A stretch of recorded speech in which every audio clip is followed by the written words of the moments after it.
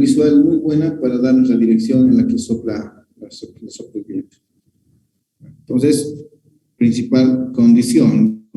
Entonces, si yo les preguntase, ¿bajo qué condiciones el número de pistas, bajo qué condiciones meteorológicas el número de pistas puede ser mayor a 1? Bajo las condiciones de la dirección del viento y su predominio, y su uso o su constancia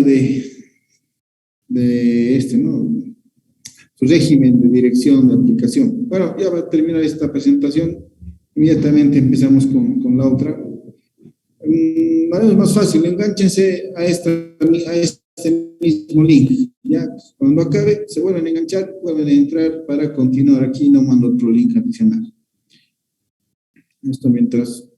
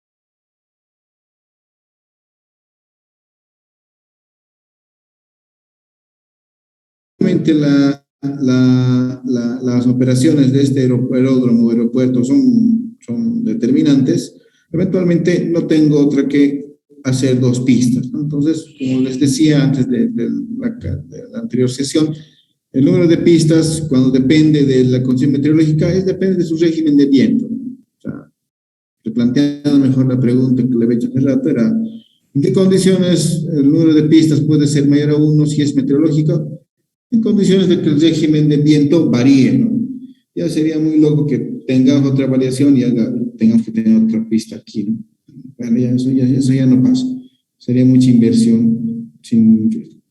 Entonces, esa es la condicionante principal. La otra habíamos hablado del ruido, ¿no? La dirección en la que siempre se va a manejar, ¿no? Entonces, aquí no se puede hacer mucho. Esta es la dirección principal, la orientación del este, ¿no? Pero lo que sí podríamos ver de que eventualmente el ruido que se vaya a causar, este es un mapa de decibeles, ¿no? Entonces, en la zona más cercana y cómo se va extendiendo el mapa hacia aquel lado. Entonces, en función de, si no tuviese problema con el viento, por decirles, si no tuviese aquí, por lo que ve que hay una población, y pudiese ser un poco flexible el tema de la dirección del viento, evitaría pasar por este lugar, o sea, tal vez cambiaría un poco mi dirección hacia este lado, de tal manera que la mancha, si bien le va a llegar un poco de la mancha de ruido a ese lugar, eventualmente le va a llegar la más débil, o tal vez solo va a llegar una parte. Entonces, en esos aspectos sí sería importante considerar. Pero obviamente que todo debería ser un parámetro complementario y no así determinante, un parámetro complementario. Si no tengo problemas con el último que hablé, con la topografía o con el tema del régimen de vientos, que de repente no hay ni siquiera una variación bien predominante y me permiten orientar la pista según lo que me acomode, podría yo cambiar la dirección también, de tal manera de que aquí hay un poblado, si por lo menos yo puedo entender eso con, ¿no? con el plano que tenemos, de tal manera que el ruido que le vaya yo generando al lugar se vaya ¿no? Se vaya disipando y la mancha de ruido no le llegue en total, con su totalidad a afectar a este sector. Eso es algo que quisiera que se tome en cuenta. Es de eso que eso ¿no? Es algo que se puede manejar siempre y cuando no sean más determinantes los otros lugares. Ahora, si el viento está en esa dirección, lo lamento mucho, el que tiene que moverse es el pueblo. Como que se ha hecho algunos proyectos. Y a veces ya la mancha crece y crece, ya no se puede hacer, y el ruido es algo con lo que tienen que convivir los que han estado, son parte de ese crecimiento. Pues aquí recurro otra vez al parámetro principal, ¿no? Al inicial, que les decía que el viento es ¿no? No el viento, sino que el crecimiento urbano del sector o del lugar lo que se está estudiando es determinante para también ver la factibilidad de ese lugar. Obviamente, hablando bajo una normativa internacional, no deberíamos someter a la gente a esa intensidad de ruido o contaminación ambiental. Sin embargo, a veces no puede medir uno y la mancha urbana crece descontrolada, sin control, perdón por la redundancia, pero ya no queda otra que, mientras dure el aeropuerto, la gente se mantenga en ese lugar, ¿no? O sea, se aguante, en otras palabras. Y finalmente la topografía, mientras puede evitar, aquí tienes un ejemplo bien clarito, ¿no? Y eso pasaba con el Juan Azurduy de Sucreantes. El cerro estaba muy lejos, ¿no? La dirección, bueno, tal vez en este lado no sea la más, si yo lo ponía eventualmente a este sector, mi orientación me hubiera tocado con los obstáculos fuera del pueblo, fuera de la ciudad, contar los cerros que se presentan ahí, ¿no?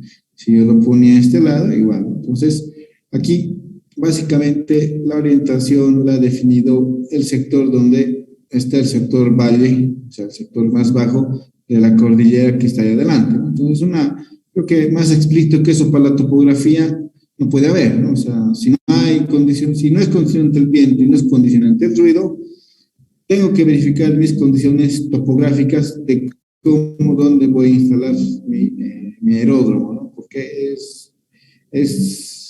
hay que cumplir, recuerda, ¿no? Los 13 pies o los 15 pies de aterrizaje y los 10 pies de despegue, ¿no? Entonces, bajo eso ahí tiene que haber un margen de lejos, es decir, si este fuese mi lugar, por lo menos mi operación no debería estar perjudicado por la presencia de obstáculos naturales. Solo para repasar, lo habían visto un cuadrito así aquí más o menos, ¿no? Entonces, En teoría, que puede ser un obstáculo natural, llámele cerro, llámele casa, llámele torres, no pueden estar, o sea, pero fuera de estos, la topografía del terreno es la que me tiene que también mandar, ¿no? Entonces, mientras menos, inclusive si yo no estuviese a la altura de estas, la altura no fuesen tan considerables, en ese caso igual yo debería considerar siempre una región no tan complicada como esta. Mejor irse a un lugar donde no hay nada, como la selva, ¿no? Pero igual aquí tenemos que considerar la altura de del árbol, pero igual ya no sería tanto como un cerro, ¿no? Entonces, espero que quede claro de la topografía. Bueno, cuando no sean predominantes ni el viento ni el ruido, eventualmente la dirección va a estar dada por la condición topográfica. Incluso recuerdo que alguien me comentaba que en el aeropuerto de Potosí igual no se daban las distancias espaciales aeronaves, entonces lo que han optado es bajarse el cerro de tal manera que si de la aeronave pudiese cumplir con las... Pero un movimiento de tierras realmente enorme, ¿no? Si entra el costo del proyecto, adelante. Si nos va a devolver el dinero, adelante, ¿no? Pero si no, no valdría la pena ubicarlo en ese lugar. Dadas estas condicionantes que pueden ser más de apreciación, ¿no? Esto tiene mucho que ver con el impacto ambiental.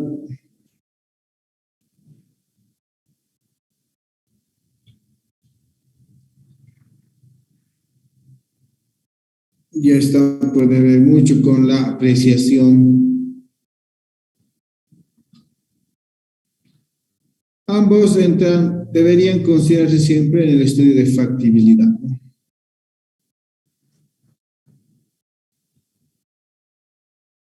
Eso sí, bueno, esta factibilidad, porque bueno, antes de poner un aeropuerto tengo que ver si la gente va a vivir o no vivir con ruido, o de repente me va a afectar mi orientación, o no me va a dejar poner un aeropuerto ahí. A veces son así. Estamos hablando. Y más que todo social, y este también respecto de apreciación, pero ya más de una factibilidad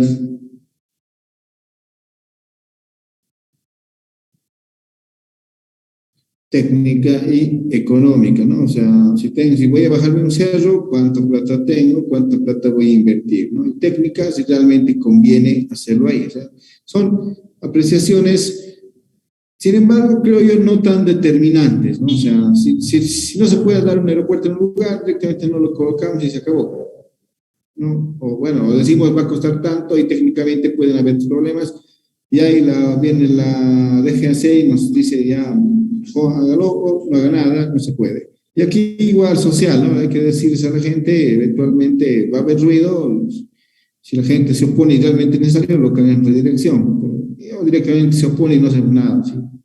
Por eso es más que todo social esta parte, ¿no? Pero yo creo que lo único que no, esto lo podemos controlar, y hasta esto, con una gran inversión, o sea, hay que bajar todo un cerro, también. Pero algo que no podemos controlar es la naturaleza, ¿no? Por eso es que la orientación de pistas siempre va a estar asociado al tema de vientos y nada más, ¿no? Lo que estamos viendo aquí es un cuadro resumen de unas 11.000 observaciones más, ¿no? 29.000 observaciones, ¿no? Puede ser horaria, puede ser diaria, mensual, anual, etcétera. Son observaciones que se van tomando según la...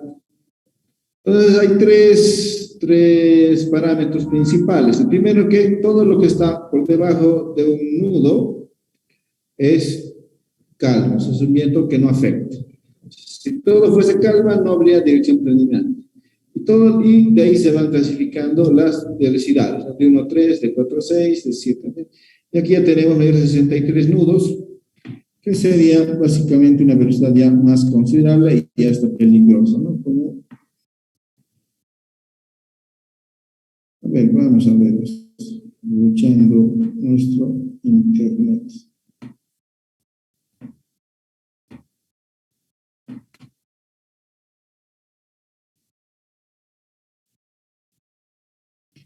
Bueno, imagínense, 63 nudos equivale a una velocidad de 116 kilómetros por hora, ¿no? Esas son velocidades.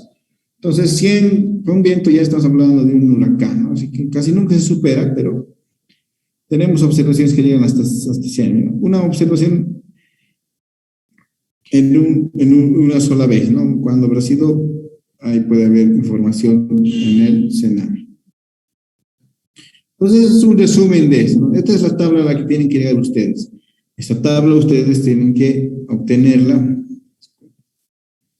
según lo que sigue. Ya. Esta tabla es un resumen. ¿Dónde se obtiene? Bueno, no van a obtenerla tal como así. Después, pero hay que hacer un resumen de todo lo que se observa. Lo bueno que, como les digo, ustedes ya, como les decía, ya existe la institución seria, institucionalizada, que se encarga de obtener todo esto, de guardar este tipo de datos, es el CENAMI.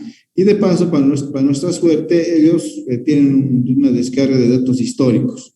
Obviamente hay que saber manejar los datos. Y el objetivo es llegar a esto, ¿no? Obviamente allá es probable que se obtengan planillas llenadas a pulso. Pues yo me acuerdo cuando hice este trabajo y mi proyecto de grado, tuve que ir a Sename y transcribir durante unas 3 horas las velocidades porque tampoco los registros podían sacarse. Era el 2003, así que no estaban las instituciones tan bien para subir sus datos a la internet. Pero ahora sí están, vamos a ver dentro de un rato dónde se pueden obtener. Bueno, de la tabla de arriba dicen, ¿qué puedo obtener? Vientos dominantes son los que están durante la mercantía. Vientos reinantes son los que tienen intensidad mayor. Entonces, los dominantes son los que más tiempo, más observaciones hay, ¿no? Entonces, aquí puedo yo ver, entre todos los datos, que los dominantes han estado en esta dirección, ¿no? Dirección oeste. Entonces, son los que más cantidad de veces se han presentado en esa dirección, son los dominantes. ¿Ya? Por si acaso, es igual, hay que obtener ese dato. Y otro, el viento reinante, aquellos cuya mayor intensidad es la mayor. Entonces, cuando el parámetro, veo cuál ha sido la verdad, ha sido esto, ¿no? Entonces es un viento reinante.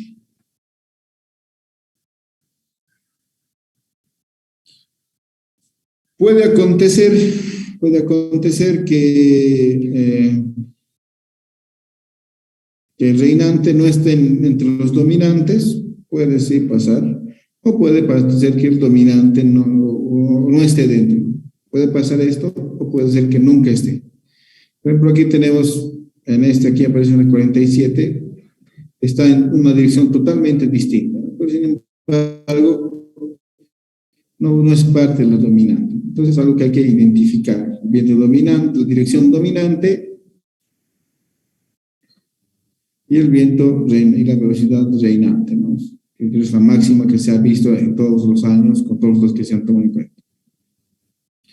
¿Qué más? El número de orientación de las pistas debería ser tales que el coeficiente de utilización del aeródromo no sea inferior al 95% por los aviones que el aeródromo está destinado a servir. ¿Qué quiere decir? Esto ya es un poco estadística y matemáticas. Todos estos datos son 29.000 observaciones, de las cuales yo puedo eliminar las 11.000. Me va a quedar un total de 18.000 o 17.000 observaciones. Entonces, tiene que haber una dirección, obviamente no necesariamente todo amarrado al oeste, pero tiene que haber aquí un sector, digamos este sector, entre el suroeste y el noroeste, o sea, si yo lo pongo entonces entre este lugar y entre este lugar, yo debería poder colocar mi pista, de tal manera que todo el número de observaciones, o sea, toda esta sumatoria, voy a hacer una sumatoria y lo voy a dividir entre la sumatoria total, y si esto es mayor al 95%, esa debería ser la orientación de la pista. ¿Ya? Eso es lo que nos quiere indicar, tanto esto que dice aquí, ¿no? Orientación de la pista debe estar orientado donde está el 95% del viento dominante. Mejor si está también el reinante, por si acaso.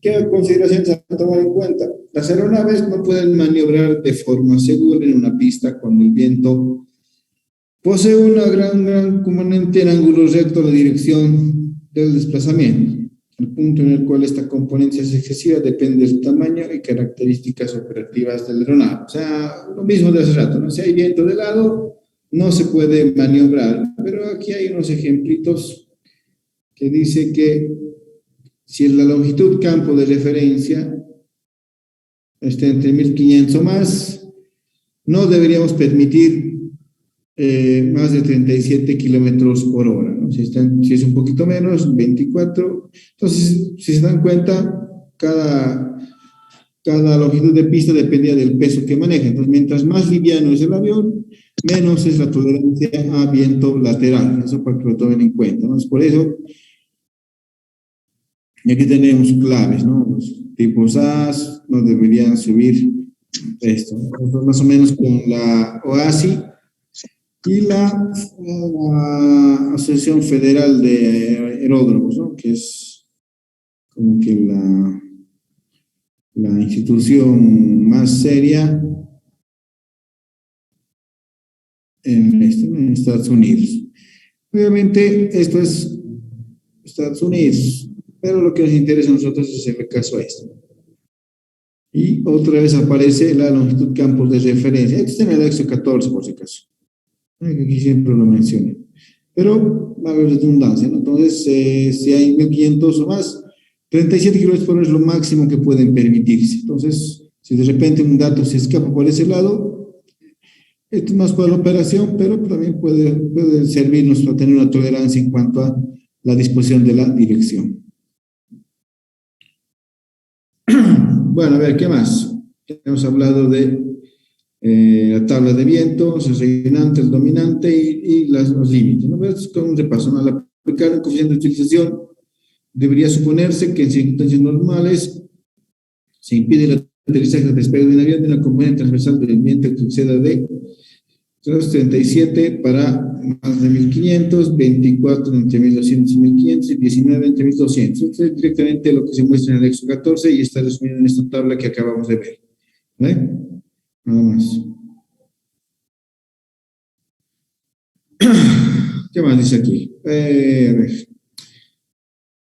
¿Qué datos? Respecto a los datos. La elección de los datos que han de usarse en el cálculo del coeficiente de utilización debería basarse en estadísticas confiables de la distribución de los vientos, que abarquen un periodo tan largo como sea posible. Preferiblemente, esto sí es para que se lo anoten, pregunta de examen, no menor a 5 años.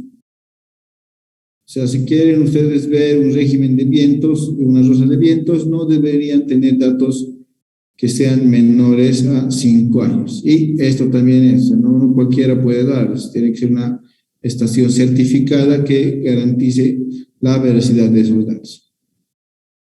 Los deberías complementarios, ¿no? Las observaciones deberían hacerse 8 veces al día, a intervalos iguales y tener en cuenta lo siguiente.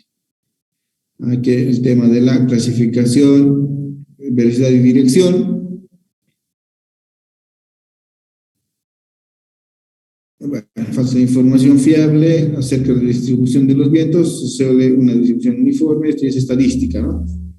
Las componentes máximas del viento en costado y medio comentadas corresponden a circunstancias normales y hay algunos factores que pueden exigir que se tome en cuenta una reducción de valores máximos en un aeródromo determinado, dependiendo de que si hay solo una observación, de repente no se toma en cuenta. Y si no hay datos, bueno, hay que asociarlo todo a la distribución uniforme, ¿no? ¿Recuerdan la distribución normal, la famosa campana de Gauss? Entonces, puede haber aquí un valor que responder. Ahí los datos que no sean fiables deberían estar cerca de aquí, si es que quiere usar esos datos, ¿no? Estadística, netamente, y bueno, y con estadística es como se determina la dirección también, ya no tan arcaico como antes. Bueno, finalmente, los métodos para estudios de vientos. El método de Valenzuela es un método basado en relaciones trigonométricas de las componentes del viento, concretamente el seno y sus ángulos. Se determina la influencia del viento en todos los rumbos, ¿no? O sea, ¿saben lo que es un rumbo? Bueno, un rumbo es el ángulo de este seno.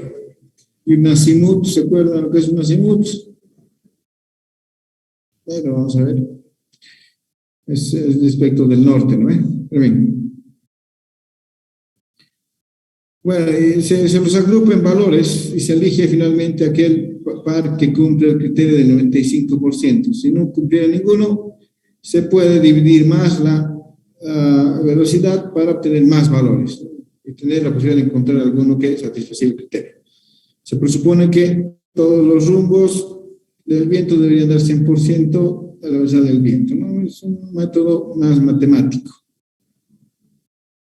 Fuera del método de Valenzuela, que tiene mucho que ver con hojas electrónicas, se usa mucho para esa distribución. Se nos va buscando los lugares, los datos en coordenada, ¿no? Y donde se van agrupando es donde va dando la dirección principal.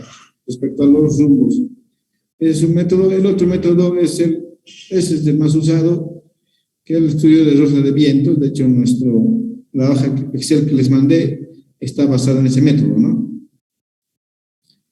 Entonces, permite representar simultáneamente la relación que existe entre las características que componen el viento, la información de cada rosa del viento, muestra la frecuencia de ocurrencia en 16 sectores, ¿no? Los 16 son las 16 direcciones en las que se subdivide el sector, el gráfico, y en clases de velocidad de viento pone una localidad y un periodo de tiempo dado, ¿no? Entonces, ese puede ser un tanto abstracto, pero matemáticamente fiable. Y este es un tanto más gráfico, ¿no? Y un poco más analítico. Entonces, cada redondito, cada radio representa una velocidad del nudo. Aquí está en cero, o todos los vientos en calma, o bueno, este es el primer viento en calma y representa. Aquí están las diferentes direcciones del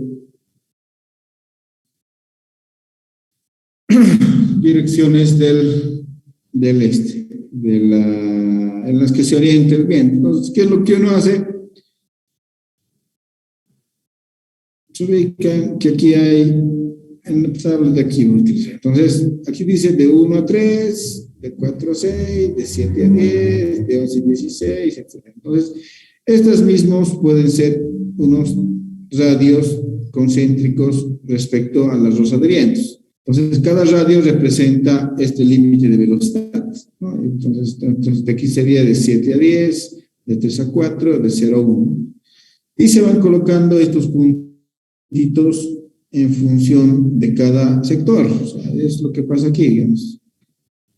Se van colocando los puntos. Bueno, aquí tengo un viento, o el número de observaciones, ¿no? 20, aquí 3, aquí 4, aquí 1, que es el máximo a veces.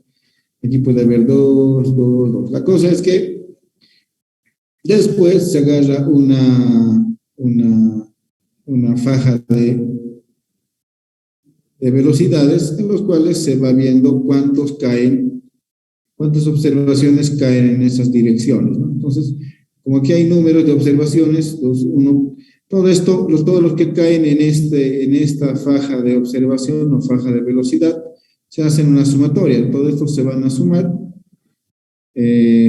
por faja de velocidad y se va a dividir entre el número de observaciones, ¿no? Si esto es mayor a 95%, eventualmente esa es la dirección que se va a tomar.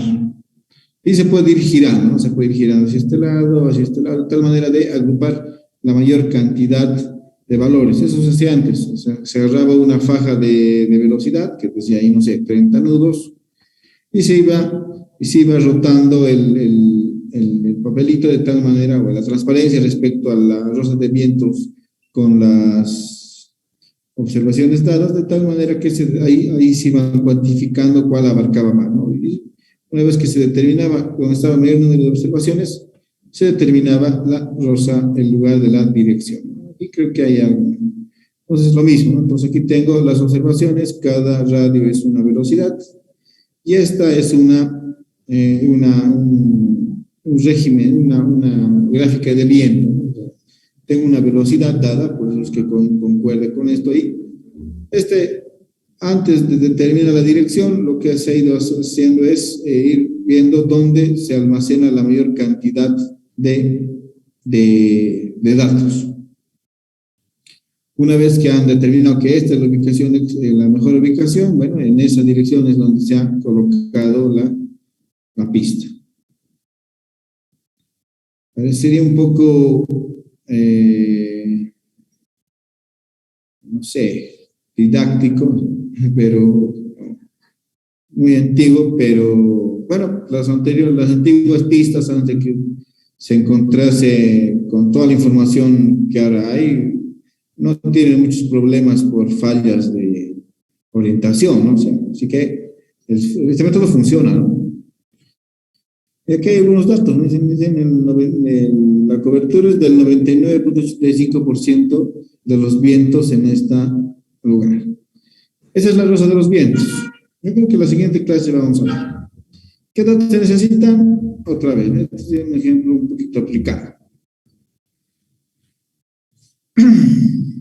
Vamos a dar énfasis a este método. ¿Ya? Creo que está con esto. Creo que no. Entonces, no están con eso. Bueno, vamos a tener que ver ejemplo en la siguiente clase, que ya no tengo solo 10 minutos más. A ver, esto es igual, ¿no? Con una metodología. Para que ahora, bueno, si no queda claro algo aquí, ustedes tienen hay varios manuales que vuelven a explicar esto. Entonces, ¿qué dice? El paso 1 nos dice, ya que vamos a decidir hacerlo por método de los vientos, de hecho así tienen que hacerlo ustedes. Los valores se arreglan en una tabla donde se dispongan 16 puntos, ¿no? 16 direcciones distintas. Más si quieren, pero 16 es suficiente, lo mínimo suficiente. Y con las velocidades y los vientos que se obtienen en la frecuencia de los mismos. Entonces, aquí dividimos velocidades, ¿no? Aquí están millas por hora, y las observaciones, ¿no? Entonces, quiere decir que del total de observaciones, el 4.8% ha sido en dirección norte y han estado entre 4 y 15, ¿no? El 1.3%, obviamente esto viene de la sumatoria de observaciones, de la cantidad de observaciones respecto a la sumatoria total. Entonces, de ahí sale este porcentaje, porque lo que se suma es el 100%. Deben ser también datos numéricos. Es lo que hicimos aquí. Aquí simplemente son datos numéricos. Perdón, no están viendo eso. Bueno. Entonces se rellena toda ¿no? Y ahí ya se va viendo la tendencia de dónde han presentado y dónde se va presentando más. Aquí miren, tengo 15% de observaciones, aquí el 9%, pero va englobando más. No me alcanzaría para todo.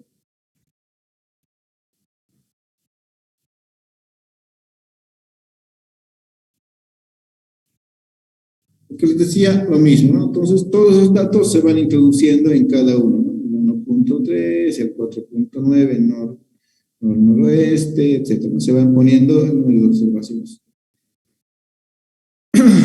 Se va colocando. A ver, este está asociado con el de arriba. El 4.9, noroeste, ¿no? Entonces, esto es lo que comprendía el noroeste. Y entre 15 y 31 tenía 4.9. Entonces, noroeste, entre 15 y 31 tenía 4.9. Ese es el valor que se ha ido ahí. Y así se ha ido llenando todo. Y al final bueno, en este 0,2%, 0,3%, pero en ahí es donde se han presentado los vientos máximos, ¿no? 0,2 y 0,3. Bueno, previo a esta mancha, a esta faja de vientos, dense cuenta que la faja también tiene sus velocidades, ¿no? Y habla de 15 millas por hora o de los 30 asociado a esta fase. Entonces, previo a eso, la rosa debería estar llenada sin dirección clara, pero ahí es donde, lo que les digo, ¿no? Ya se comienza a hacer rotar este elemento de tal manera de agrupar todas las que, la mayor cantidad que conlleve, ¿no? Entonces, si yo veo las que quedan afuera, 0,1, 0,8, 0,3, a ver, aquí tengo 1, 1,3, 1,7, 2,7, 2,6, 3, 3,3, 3,5. Voy a tener casi 97,5% de, ¿no? De datos en una sola dirección. Entonces, esta va a ser la dirección de la sumatoria de todo esto. Yo creo que sale un 97% o 96,5%. Si lo suman, vamos a hacer la siguiente clase. De esto, 96,5% de las observaciones. Y por ende, esta va a ser la dirección de la pista.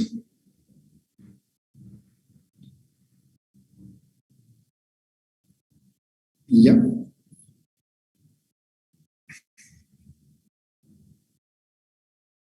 Eventualmente, lo que dice aquí es que si realmente no se acepta, se podría usar como una dirección principal y una dirección secundaria, dependiendo también del número de observaciones. Si se dan cuenta, necesito muchas más observaciones, o sea, me piden 16 mínimo, 1, 2, 3, 4, 5, 6. Aquí simplemente tengo 8. Y eventualmente, tal vez esta subdivisión no me ayude a determinar algo así, ¿no?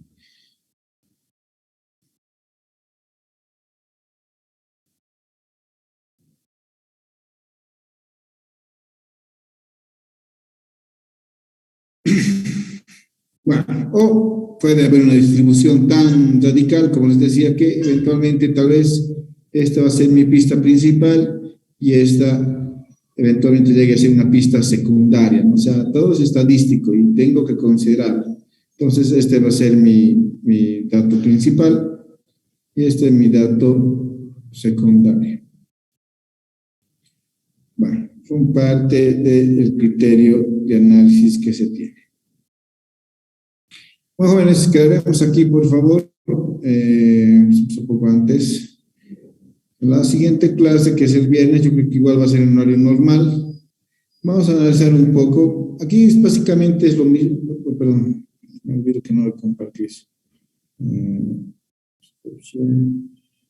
Les he enviado esta hoja Excel. Ahí te va a aparecer. ¿Pueden verla? Bueno, aquí es un ejemplo básicamente de lo que estamos viendo, ¿no? Tenemos las subdivisiones, las velocidades y el número de observaciones que eventualmente se tienen. Esta es la tabla de resumen con la que se empieza. Tienen aquí el número de observaciones cuantificadas, las calmas y el total de observaciones respecto al tiempo. Esto, si ven a la fórmula, no es nada más que dividir el número de observaciones entre las cantidades, ¿no? Dividir esto entre esto, y 23, dice. De esto, y obtienen una serie de porcentajes, ¿no? Entonces, serie de porcentajes. Con la magia del Excel, si quieren verlo así, se puede llevar todo esto a un gráfico radial, en el cual, bueno, aquí no está tan bien dividido, pero se puede dividir más, se pueda ver la tendencia que sigue. O, si prefieren, que yo creo que tendría que ser la tarea del trabajo, usan las rosas de vientos y llenan los datos. Aquí ya están casi todos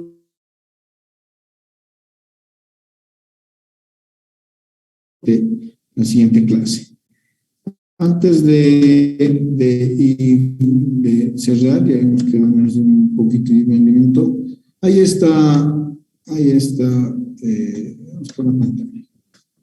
Existe esta página que es del Senami. No sé si están viendo. senami.gov.bo. Entonces, para sus trabajos, les recomiendo que ya vayan buscando, porque aquí hay sistemas de información, se están viendo, y aquí están todos los datos bueno, no sé de cuántos años, por lo menos deben ser de 10, desde 2004, de los lugares. Lo más seguro es que, vamos a ver también la siguiente clase, cómo poder obtener, aunque es implícito, ¿no? Lo más seguro es que cada uno de sus aeródromos tenga uno de estos datos, o sea, tenga información, pero lo vamos a analizar con el tiempo. Y si no hay, vamos a buscar una solución para que sigan avanzando. Bueno, eso sería, jóvenes, por hoy. Gracias por su atención y gracias por la disposición también del tiempo. Disculpen por el tema del horario fallido. Y bueno, nos estamos viendo la siguiente clase. Gracias por la disposición. Tengan un buen resto de jornada.